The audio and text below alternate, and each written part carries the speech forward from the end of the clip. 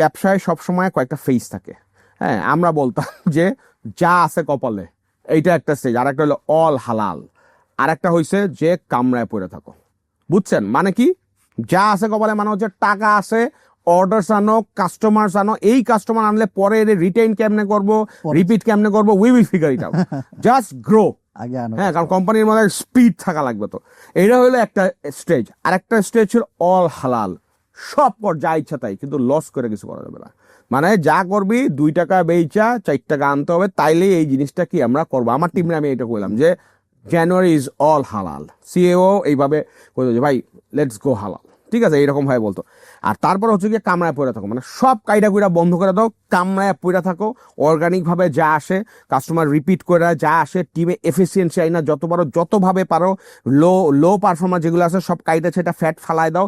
যতভাবে আছে তোমার এখানে ডিসকাউন্ট আছে এগুলো আর চিপাইতে থাকো। যত আছে ইম্পালস বাইং থেকে ডিমান্ড ড্রিভেন বাইং এর মধ্যে ফিচার করো, যত বড় টেকের মধ্যে ইনোভেট করো যাতে মার্কেটিং এর কস্ট ট্র্যাকিং ভালো হয় অ্যান্ড কস্ট কমে। এই হলো গিয়া।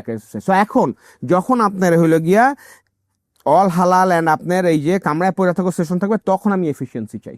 যখন কোম্পানি মোড়ে থাকবে জানা নেক্সট 3 মাস we will not think about anything, we will just fly, তখন আমার গ্রোথই চাই।